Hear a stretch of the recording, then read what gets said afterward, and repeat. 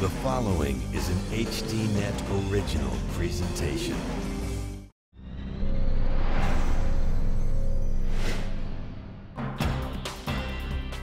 Tonight, inside the new internet revolution. Billions at stake, but how to make money? There's no app for that. Well, give me a couple of specific examples of how you generated revenue. We don't do it yet, but we have a desire to do it. You do not have a warrant. You have no right to be in here to do this. Also, a special investigation. A powerful government bureaucracy takes on commercial fishermen. Hook, line, and sinker. They came in here with 20 agents, bulletproof vests on, guns, step away from the computers, step away from the desks. They took our dignity away. It was surreal. We'll bring you the news tonight on Dan Rather Reports.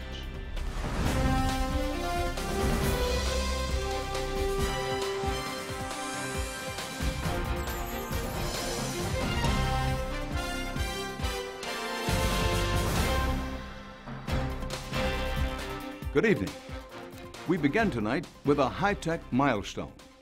For the first time ever, there were more smartphones shipped from manufacturers in the fourth quarter of last year than personal computers. Now just think about that. The gadget that began as a high-priced novelty is quickly replacing the desktop as our most needed and beloved piece of technology. Smartphones have created a new and growing class of constantly connected consumers. And in just a few years, it's projected that there will be more than 1 billion of them. People are calling this mobile revolution the next wave of the internet. And getting the attention of all those eyeballs has become big business. The way companies reach these mobile users is through apps, software applications that turn your phone into anything from an arcade game to a map of nearby banks. Some cost money, but many companies give them away for free, just for the chance to tap into this huge new audience. There are more than 350,000 apps available just for the iPhone. With so many programs, it's tough to get noticed. If you do, there's money to be had from big-spending venture capitalists. Take a new free app called Color, a social networking program for sharing photographs.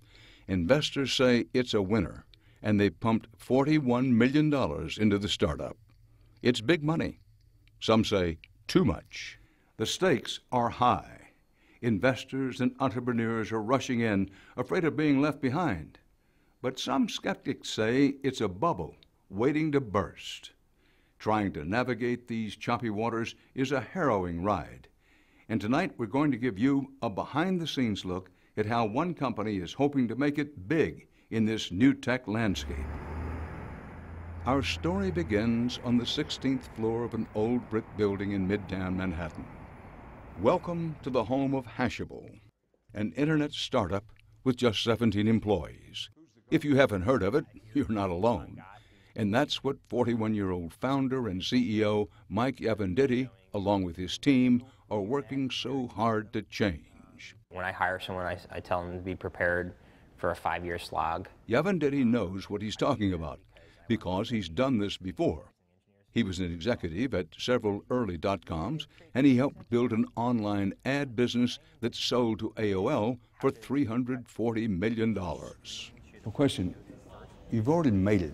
Why not just sail off the coast of the Riviera, drink champagne, and savor what you've done? Yeah, I did better than I ever expected to, that's for sure. But, you know, I love doing it. Things are too exciting right now to go sit. I'm not the type to sit on the beach anyway, so. And Yavenditti thinks that Hashable could be his biggest success. One of the things he's trying to do is replace the business card. So you don't give me a business card? No, I don't hand it to you. That's old-fashioned. I want to do it the new way, so I type in your Twitter handle, which is Dan Rather Report, right? It's adding you to my address book and denoting the fact that we are in the Hashable office, so it date stamps, time stamps, and geography stamps our virtual handshake. So I've just done it. I've sent you my business card. I even created this nice map that shows us geographically where we are. And I've told my friends that are on the system that I've friended that Dan Rather and I just met. And maybe someone will find that interesting. And that leads to the other big feature of Hashable's app. You can record all your business and social interactions, and if you wish, broadcast them to the world. With people increasingly sharing their lives online, Yavendetti thinks it's a service with a lot of appeal. But Hashable isn't selling this service. It's giving it away for free, which raises the question, how do they make money? Well, give me a couple of specific examples of how you generated revenue. We don't do it yet. So the honest answer is we don't do it yet, but we have a desire to do it at some probably next year. You heard that right. For now, the company is not making any money. But that's not unusual in the startup world. Someday, Hashable might sell ads or demographic information to marketers. That's the model for a lot of social media companies. But to make advertising worthwhile, you need users, lots and lots of users. Yavendetti knows the odds of making it are long. Very few ever really get to profitability or sustained profitability in this industry. The more likely outcome is we generate revenue, we prove to the marketplace that we have a real business model, and then either we go public someday or someone buys the company. For now, Hashable is operating on $15 million in funding from tech investors, including some of Yavendetti's own money. Is there the potential of just flipping it for the money? That is, you get an idea, you get the financing, but you never intend or you decide, I'm not going to bring this to fruition, I'm going to sell it to somebody else. I think so. I don't think a lot of people would admit to that. I think it occurs, but most serious entrepreneurs and tech founders, they understand that it's a little bit harder than that, and actually you have to try to build something substantial and real if someone's going to give you a bunch of money for it. What's the potential of the business? You've said to me you think it's unlimited. It's enormous. If we do things right, it should be huge. There are billions of people using smartphones. People are using their phones hundreds of times a day now. And so there's an addiction factor there. I even sit at my desk and use my phone oftentimes instead of the computer, which is a really strange concept if you think about it, but it's okay for me. If it's okay for me, it's probably okay for hundreds of millions of other people. There's this mobile revolution, I call it a mobile tsunami. At the same time, there is a social tsunami going on the internet. Facebook is going to have 1 billion users probably in the next year or two. That's pretty extraordinary. I mean, can you imagine a TV station having 1 billion viewers? That's almost incomprehensible. But how do you go about trying to be the next Facebook or Twitter? We started following Hashable in January as the company prepared to release its app to the masses. That's when we met Emily Hickey, Hashable's chief marketing officer and the woman spearheading the company's efforts to get noticed. Like Yavendetti, Hickey already has one successful startup under her belt. Way back in 1997, eons ago in internet time, she worked for an online job site called hotjobs.com. I was the 14th employee. I was one of the core people that built the company. Very proud of it. It was, we IPO'd on the NASDAQ. We sold to Yahoo for $430 million. It was a huge home run.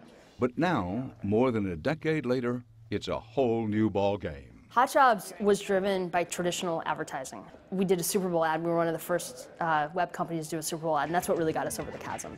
Where can you find your dream job? Hotjobs.com. Thousands of hot jobs at top companies. Bingo. That is not the current reality. The companies that are getting out of the gate now, like Facebook, Twitter, all the social platforms were built by word of mouth. In other words, big brand marketing isn't in the game plan. Instead, startups like Hashable bank on going viral, spreading from user to user until they circle the globe. Of course, Hickey and her team weren't waiting around for word about Hashable to spread on its own. The goal was to hit it big at the country's most important tech conference, South by Southwest, held every March in Austin, Texas.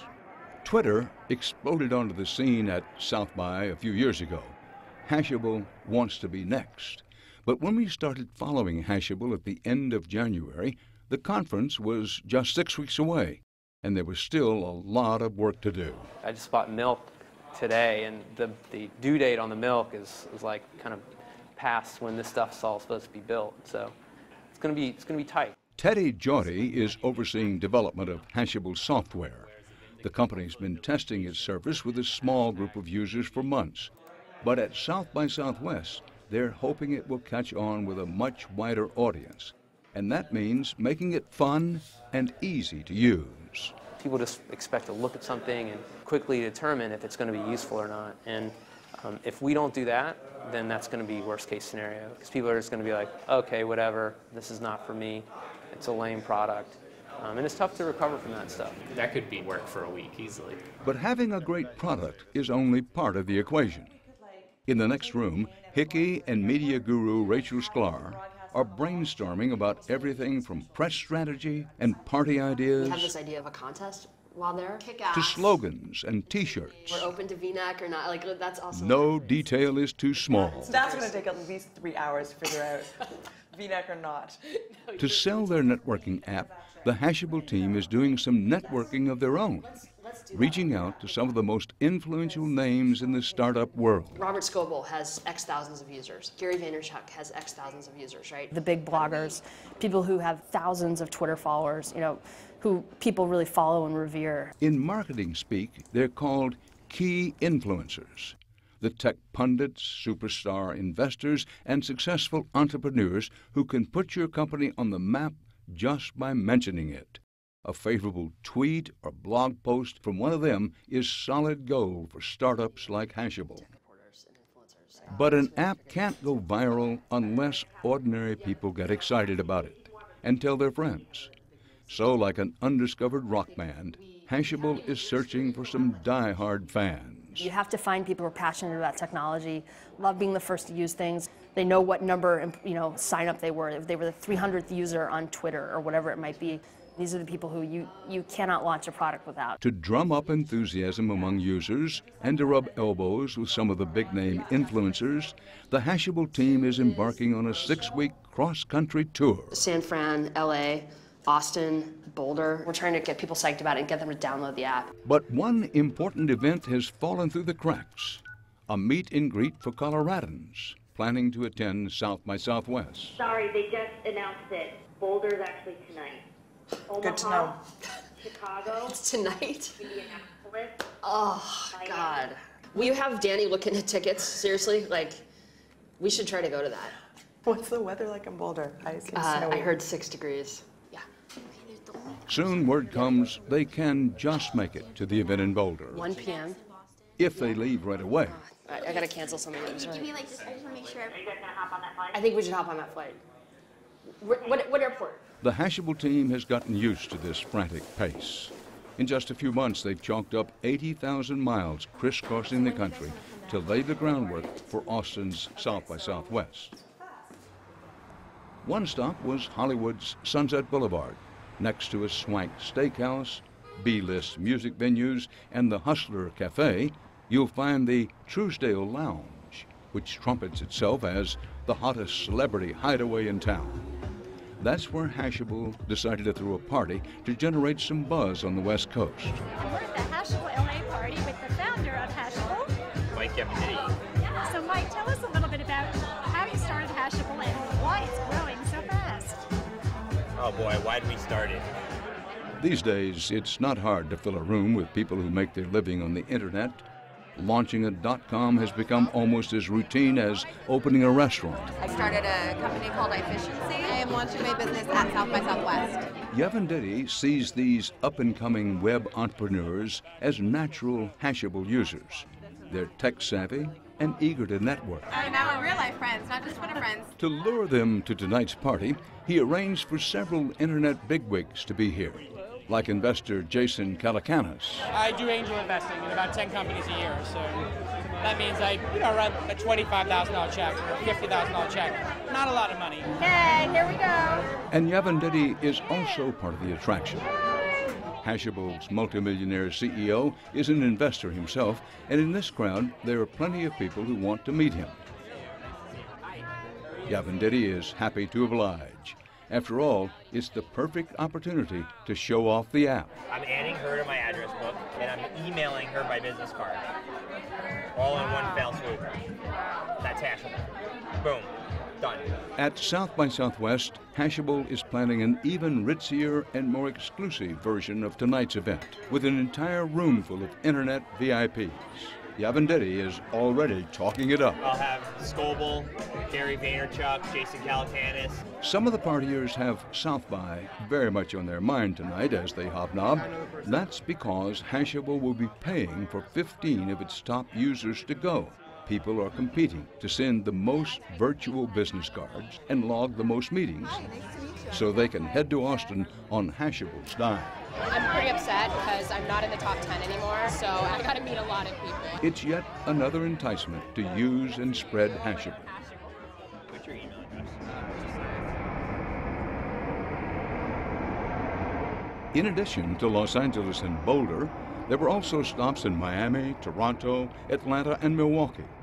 But no Internet Roadshow would be complete without a visit to Silicon Valley, where more than 1/3 of all U.S. venture capital flows. At the top of Yavenditti's to-do list is a meeting with Robert Scoble, the man behind a popular blog called Scobleizer. An endorsement from him can give an early boost to a new startup. Thanks for coming out. Thank you. They met to do an interview for Scoble's video blog. Right now we're having a business interaction, but if we go to Ritz and start drinking beer, do you have then a it's different... pound beers. Pound beers. Scoble agreed to be one of the VIPs at Hashable's South by Southwest party. And then Yavenditti rushed off to meet with another internet luminary, Naval Ravikant. We hope to be the next breakout service. Fantastic. Ravikant was an early funder of Twitter and Foursquare, two darlings of South by Southwest in years past. He also founded the consumer review site Opinions. But his latest venture may be the most important. It's called AngelList, and it's like a dating site for .coms, connecting lonely entrepreneurs with the investors who might love them. Millions of dollars are changing hands on AngelList, and some people think it's fueling a startup frenzy. But Yavenditti isn't here to ask Ravikant for money. He just wants his presence at Hashable's South by party. Scoble's going to be there, Gary Vaynerchuk, Calacanis. I'd love for you to be one of them. Absolutely. I'd love to do it.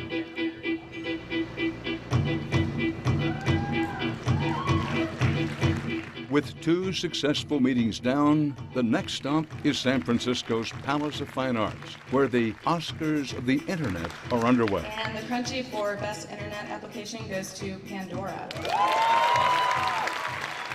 Like that other award show, there are plenty of millionaires in attendance, but not surprisingly, the vibe here is more t-shirt and jeans than black tie. What's up, founders?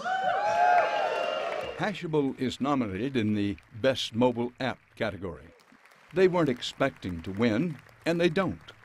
But spending some time in this room gives you a good sense of the field they're playing in. A running joke is how few of these companies are actually making any money. So far, Twitter has been too cool for revenue, and I'm just wondering if, is this? And the web's ethos of out with the old is on prominent display. Many of the winners didn't exist 2 years ago. Toward the end of the evening, the 26-year-old CEO of Facebook, who's won 5 crunchies in the event's 4-year history, finishes in second place to the young founder of an even newer billion-dollar company. This year's CEO of the Year is Andrew Mason of Groupon. Groupon is a daily discount coupon site. Its founder fits the .com stereotype of irreverence to a T. This just seems stupid. We're 2 years old. We have so many opportunities to still fuck this up. When we return, the Hashable team goes to South by Southwest to see if they will make it big. That part of the story, next.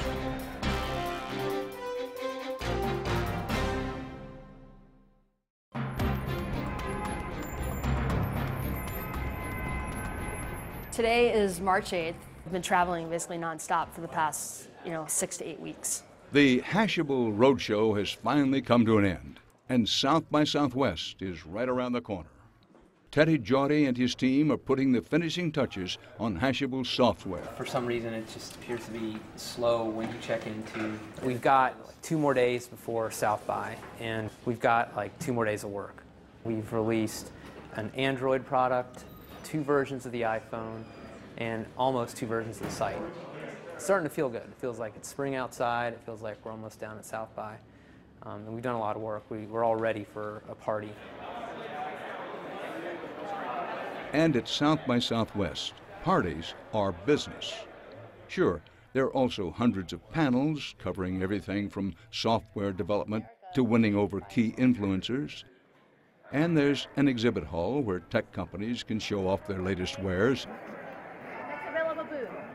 But Hashable doesn't even bother having a booth on the trade show floor. No, the real action happens outside the convention center at the nightly bashes that officially aren't even part of the conference. And there are a lot of them. Jane Kim is Hashable's Vice President for Business Development. It's not like there's one big party going on. There might be like 5 hot parties from like 6 to 8, 5 hot parties from 8 to 10, and the 5 hot parties from 10 to midnight, and then midnight to 2. There's no way you can keep up. It seems like all the legwork leading up to the conference has paid off. People have heard of Hashable, and they're eager to find out what all the hype is about. You guys are all the buzz leading up to this, and so I'm like, all right, let's see how this thing works. And where are you from? I came in kind of asking people, like, have you heard of Hashable? Like, expecting them to say no most of the time, but they're like, oh yeah, totally. Lots of people are talking about it. Lots of people are coming up to me and asking questions. Lots of people are downloading the app. We have, obviously data that shows that. Hashable's party is at the upscale Driscoll Hotel. You need an invitation to get through the door and an even higher clearance to get behind the velvet rope and into the VIP room where Robert Scoble and the other internet celebs will be hanging out. The VIP has to invite you in, right? Okay, so they literally have to come out, mingle, and say, hey, come and join me.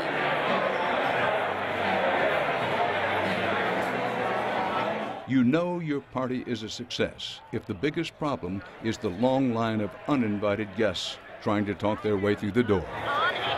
Hashable wants to create an aura of exclusivity, but they also don't want to seem like snobs. I got a link from somebody that signed up. Yeah, so unfortunately they should have signed you up instead of, it was directed by me, I'm sorry. Can they do it now? No, they cannot RSVP now. Okay. Yeah. A lot of people say they RSVP, we didn't invite them. It's hard because we don't want to say no, but we want people to come in and have a good time, so, minorly stressful. I'm sorry. Hi, Leslie. Gianni. How are you? Good to see you. Hi. My wife, Susan. Everybody that we wanted to come is here. All of our table hosts are like some of the top influencers and top names in tech. People like Naval and Andy Weissman and Mark Sester. All the people who you'd want to get to who can help your company explode. Toward the end of the night, there's still one place card left standing in the VIP room. But half an hour before the end of the party, it spreads to the room that Robert Scoble has arrived. A woman from the venue asked our producer not to film Scoble until we'd asked his producer for permission. But eventually we just went up and asked. I'm Robert Scoble and I watch Dan Rather. He ended up being the most accessible person we spoke to at the conference. A self-proclaimed geek and lifelong tech enthusiast, Scoble is a veteran of 8 South by conferences. He marveled at how much it's all changed. 3 years ago, there was one party with long lines. Now there's 5 parties with long lines. It's just been getting bigger and bigger and bigger. This is really important for these companies because it helps accelerate their company through that, we've never heard of them stage to, we sort of heard of Foursquare or Twitter or, Facebook. This year, Scoble thought Hashable might be the company to make that break into the mainstream. And if this party is any indication, he could be right. There was people calling me going, hey, I can't get in, can you get in? I'm like, man, I can't pull miracles, Hashable didn't exist a year ago, and today this is one of the biggest parties here, right?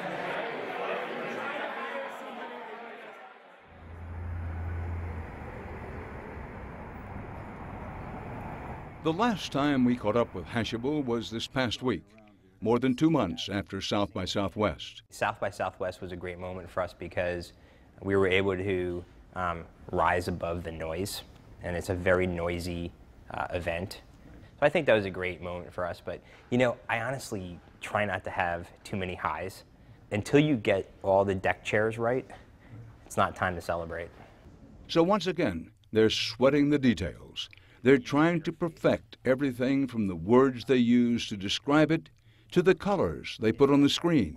What's happened with the web is because it's so big and the stakes are so high, you've got to get every single little pixel. You got to get it right. And that's what Emily Hickey was working on when we left her, trying to get it right. Instead of hiring a market research firm to figure out what users wanted, she hit the streets on a beautiful May afternoon to canvass the line at a local burger joint. I guess it just depends on how, like, what the user interface was and how easily. Now we're rethinking how do we broaden the message to get it out to a more mainstream crowd? What's our plan for scaling it to getting to millions of users? Although Hickey wouldn't tell us how many users Hashable has now, she said they got a big boost at South by Southwest. So now we're going to show you a totally different one. But growth has slowed since then. We just want to get your reaction to it. Now the company is pushing towards another big blitz of new features and publicity in June. I think I like this one. I hope in a year that we're getting towards 1 million users and growing very, very quickly. And that we've found something that has very mainstream appeal, that's understandable and simple, that is explosive. The first bullet point, send virtual business cards to anyone. What does that mean to you? Wow, that's good. Okay. So for instance, if I meet Whether Hashable and companies like it will be a good return on investment is, of course, an open question. But it's only a bubble if investors are paying more than companies can generate in profit. And with millions more smartphone users signing up, the new tech industry is betting this boom will not end in bust.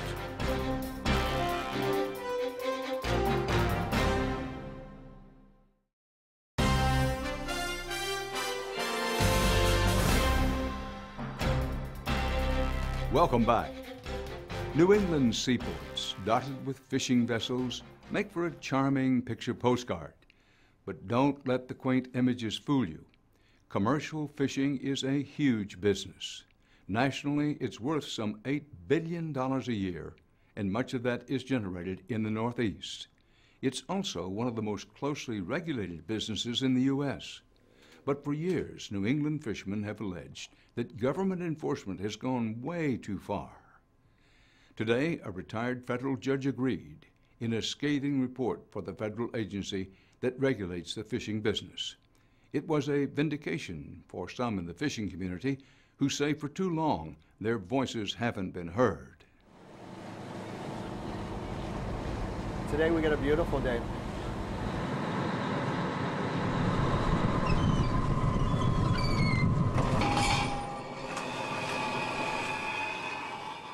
The fishing is pretty good these days off the New England coast.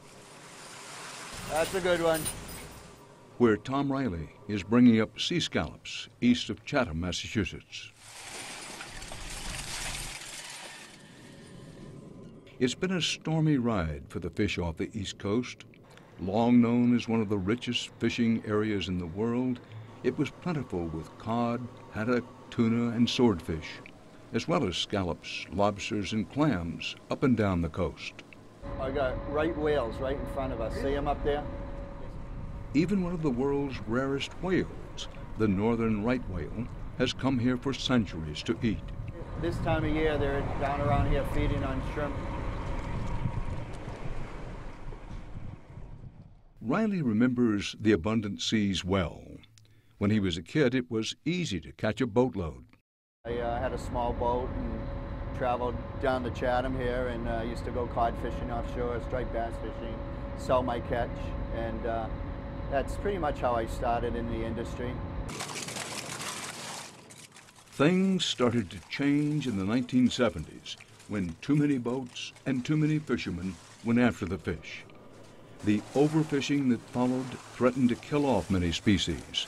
The possibility of never seeing a codfish or the like again was not far-fetched. With the help of strict regulations and enforcement of new laws, the fish population started to revive.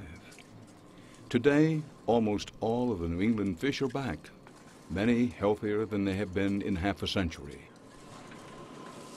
But what didn't change was the strict enforcement by the government agency in charge of the fisheries, the National Oceanic and Atmospheric Administration, or NOAA. That's right, the same federal agency that forecasts the weather is also in charge of enforcing the nation's fishing laws. And to police fishermen, NOAA has a small police force. It's this law enforcement arm that fishermen have complained about for the last decade. They say that a small number of NOAA's agents and prosecutors located in this building in Gloucester, Massachusetts, were overzealous to the point of abusive. Fishermen from Maine to the Carolinas claim that no one was watching this small law enforcement group. No one controlled its overly aggressive tactics. They had virtually no oversight, so they made the fines hundreds of times greater than what they should have been. In Gloucester, Massachusetts, another fishing operation was clobbered by NOAA. Larry Shula runs the operation. We're at the Gloucester Seafood Display Auction, which is my family's business. Shula isn't a fisherman, but a fourth-generation owner of the warehouse where the fish that come off the boats are sold. NOAA came after him, what came to be known as the one fish case. One fish too many among tens of thousands of fish that came into his warehouse. The fine for one fish too many? $130,000. He fought back against NOAA. And we decided at that point on the one fish case to take that stand and take that chance. We knew if we lost, we would be out of business and we would lose our livelihoods. Even more importantly, we feel when we lose that, because we're in this industry, we lose our lives because we know nothing else. It took thousands of dollars paid to lawyers, but Shula won.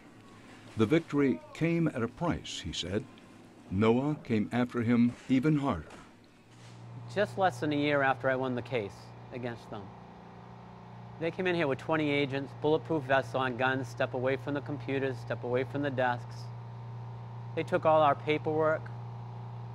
They took our day away, our dignity away. It was surreal. This time, NOAA hit Shula with an even bigger fine for a minor paperwork violation. The violation was for was close to $400,000, and basically they were going to take my licenses away forever, close my business down. It's ridiculous what's happening. The Gloucester fishing community rose up in loud protests over NOAA's actions against the seafood auction. They got the attention of politicians in Washington, and finally, after years of complaints, an independent inspector general was appointed to look into NOAA's alleged harsh tactics against the fishing community. The inspector general, or IG, investigated several cases, including the one against Shula's business. What's going on over here? Shula told the inspector general about what he says were constant harassing searches of his warehouse, searches by agents who entered unannounced, without court orders or search warrants. Nina Jarvis is the office manager. They really just suck the life out of you, day in and day out, always coming in the building, not being very pleasant, don't come to the window to say hello, that they're even on the property. One such raid took place at night, after the business was closed, the lights out. A fisheries agent, says Shula, first tried to get in the front door, but couldn't. The agent was going to try to get in any way he could. So he ran around the restaurant area here, down the parking lot, and into this alleyway. Then, Shula says, the agent headed to the door of a neighboring business, without a search warrant for that building either. At that point, he went through that door, which is into somebody else's locker room. Employees say these raids rattled them. They came in with their full gear, with guns, attached to their hips, and their big, heavy coats, and, they're federal agents. What do you do? Nina Jarvis discovered the warehouse security cameras had recorded the raid. All the doors are shut at this point. There's a lock mechanism on them. This is the group here now. They've come in, and there's a few agents. You can see their shadows in the back here. One of the complaints to the Inspector General was that agents acted as if they were on a criminal investigation, like a drug bust. But what they are looking for is fish that are too small, or a box of fish not properly weighed. None of these violations is criminal. They are all civil. So why the appearance of a criminal raid? That could be because, according to the Inspector General's report, 90% of NOAA's law enforcement staff is trained as criminal investigators, even though 98% of all fishing violations are civil violations. And, they just walk in unannounced, because they say that they have the right to do so.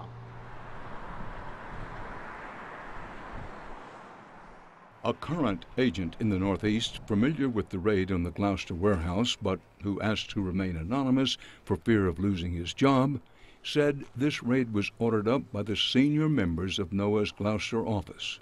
And very rarely, the agent said, did these prosecutors bother with a search warrant. You cannot come in here and take photographs. You do not have a warrant. You have no right to be in here to do this. In this raid on another New England warehouse, agents of NMFS, that's the National Marine Fisheries Service, part of NOAA, walked in unannounced and started to snoop around and take pictures. When asked by the owner for a court document, they ignored him. They never did produce any search warrant. This doesn't sound like this could happen in America. How can an agency do this? These people work for the United States government. They're supposed to be upholding the laws, and they're supposed to be protecting the people. The biological data necessary to support... Eric Schwab is the NOAA Assistant Administrator for Fisheries. A big part of our job from an enforcement perspective is to ensure that the laws that are set in place, not only to protect the fish and the rebuilding process, the biological goals, if you will, but also to make sure that the fishermen themselves are adhering to the laws that are set forth to ensure a level playing field for all fishermen. We asked him about the practice of conducting raids like the one at the Gloucester Seafood Warehouse without search warrants. I am not personally aware of any founded allegations that there have been violations of the rights of individuals or business owners associated with NOAA enforcement investigations or inspections. The heavy penalties in cases like Shula's, say other fishermen, is one example of why they don't fight NOAA. Many told the Inspector General that they just settle the cases believing the cards are stacked against them. In his report, the Inspector General confirmed that fines against New England fishermen were excessive, some 5 times the national average. NOAA's Schwab says the agency has taken note. This is another concern that was brought to our attention by the Office of the Inspector General's review. We have taken very specific steps, NOAA-wide, at the direction of the Secretary and the Administrator, to, first of all, put in place procedures to ensure consistency in the way that fines and penalties are applied from region to region around the country.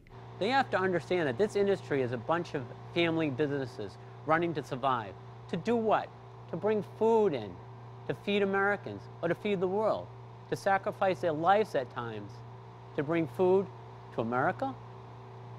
And we're going through this, and the fishermen are attacked. They're not the enemy. The fishermen are not the enemy.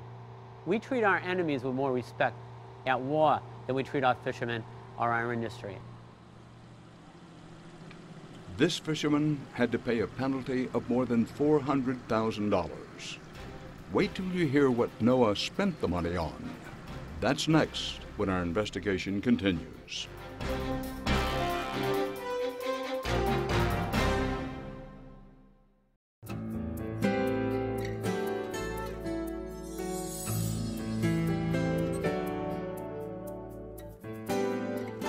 How are we doing today, folks? Larry Yakubian made a major contribution to what NOAA calls the Asset Forfeiture Fund. That's the repository of all the fines paid by the fishermen. Some of those fines, like the one paid by Yakubian, are staggering, which is how the fund grew to nearly $100 million. We're in Charlotte Harbor. It's quite a neat place. It's very shallow, be tarpon all over here, and the fishing is world class. Larry Yakubian is now a tour boat captain in Florida, a long nightmare away from what he used to do and love, fish. In the more than 20 years he was a commercial fisherman, he had very few violations. But then, on one trip, he was fishing near an area closed to fishing. To this day, he maintains he was not over the line, but NOAA said he was. A NOAA prosecutor charged him with 3 violations, 2 for fishing in the closed area. The prosecutor used this PowerPoint presentation in court to show where Yakubian allegedly went. The 3rd charge was lying about his catch size. The penalty? NOAA barred him from ever fishing again, and he had to pay $430,000 into the Asset Forfeiture Fund. In order to pay the fines, Yakubian's wife had to sell the farm that had been in her family since the 1600s. We lost the farm, and you know it was part of my wife's and my children's heritage, and it was all taken away. We all suffered. My kids suffered. I suffered. And I'm a tough SOB. And fortunately, I maintained control of my normally bad temper. And there were days that I said, this can't be happening in this country. People are going to be writing in saying, "Who's that lady?" New Bedford Mayor Scott Lang is a former prosecutor. He says NOAA's law enforcement operation was one of the most corrupt he had ever seen. The law enforcement agency that NOAA was operating was something that we haven't seen, quite frankly, in quite some time. I mean, I was appalled by the allegations originally, but when I found out that they were sustained, it was something that disturbed us greatly, and we realized that NOAA's operation was completely out of control. One of the areas the mayor says that was out of control was the use of the Asset Forfeiture Fund. Until recently, the fishing community had no idea what NOAA spent the fine money on. Thanks to the Inspector General's report, now we do. Here's a sample of what the fishermen's fines paid for. The fund paid for bonuses to the prosecutors and executives inside NOAA law enforcement. Sometimes NOAA gave these bonuses even before the work was completed. One such bonus was awarded to the prosecutor in Yakubian's case. Dan Rather Reports has obtained this citation, a recommendation for a bonus of $2,000 for the prosecutor, Charles Julian. The citation reads, quote, "The judge was convinced of the efficacy of the government's case." Does that sound like the judge heard the case? He had not. The $2,000 award was made 6 months before Yakubian's trial started. The fund also paid for lots of trips for NOAA employees. These records, obtained by Dan Rather Reports, show that hundreds of thousands of dollars were spent from the fund to pay for extensive travel for NOAA employees, including international trips. One entry on this document is of particular interest to Yakubian. It shows that Prosecutor Julian, along with his co-counsel in the Yakubian case, went on an all-expense-paid trip to Malaysia in Southeast Asia, totally paid for out of the Asset Forfeiture Fund. And fueling further suspicions among the fishing community was this fact. The judge in Yakubian's case went with the prosecutors on that trip right after the case was settled. The prosecutors and judge attended the 4-day workshop together. We wanted to ask Julian about this, but he declined to be interviewed. All he did say to us is that he did nothing wrong. The Asset Forfeiture Fund was set up under the Magnuson-Stevens Act, the law that now governs the U.S. fisheries. As written, it does not seem to allow for such travel. The Act says the fund can pay for, quote, any expenses directly related to investigations and civil or criminal enforcement proceedings. Nothing about workshops. What else did the forfeiture fund pay for? The Inspector General's report discovered that NOAA's Office of Law Enforcement used the fund to purchase 200 vehicles for a staff that numbered only 172.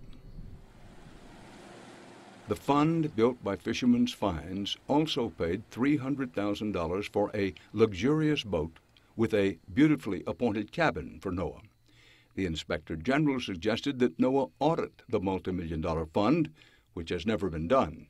Schwab says one just recently began. That audit is underway. Those results are expected. I can't give you the exact date off the top of my head. Earlier, for his report, the Inspector General hired the accounting company KPMG to review the assets in the fund. Those accountants were able to determine the fund had collected some $90 million, but the auditors couldn't find where half of it was spent.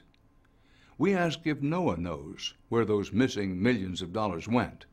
So the absolute amount of money that existed at the fund at any one time still remains very much the subject of and in need of further audit.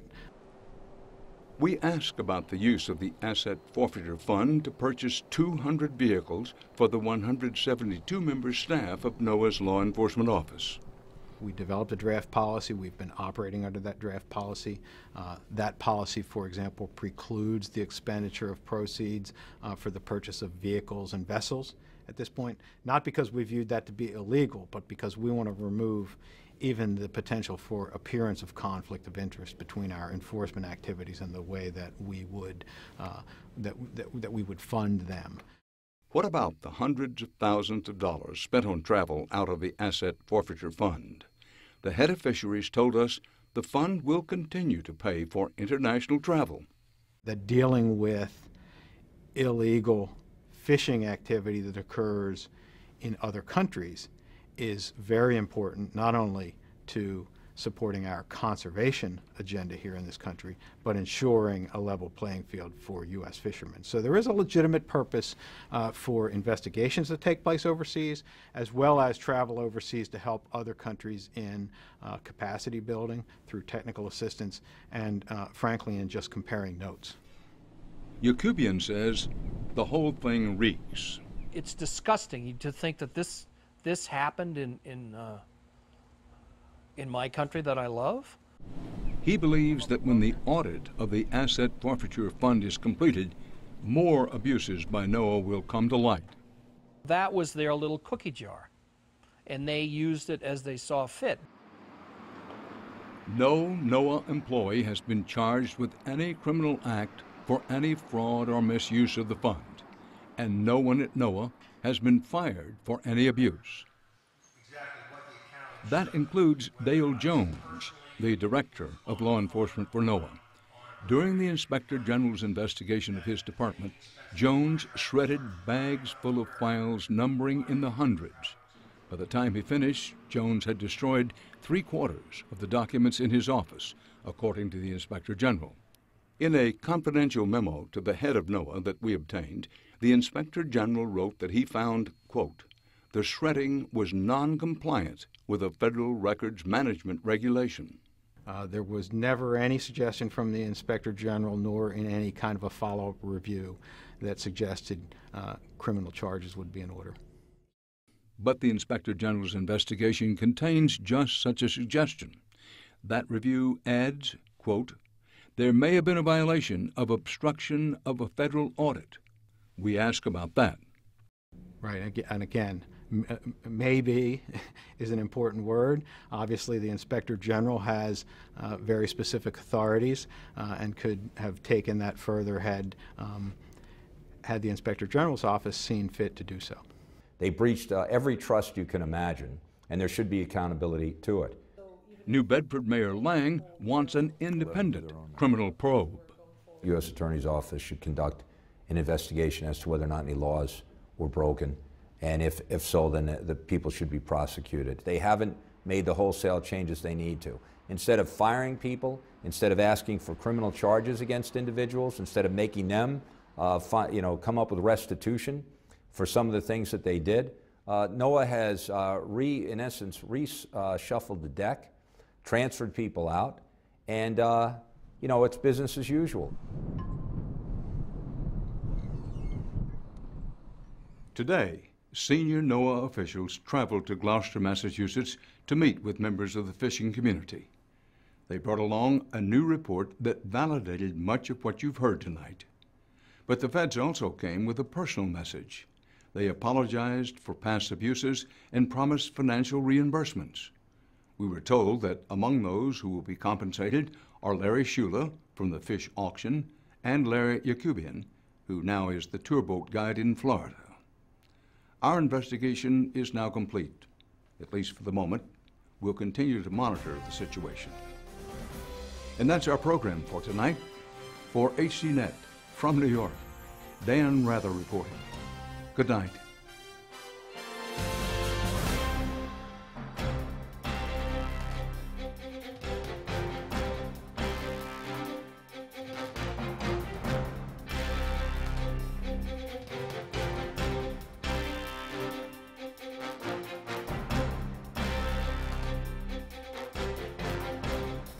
If you would like to add your name to an email list for information on upcoming programs, or if you would just like to send a question or comment, please email us at viewer@hd.net.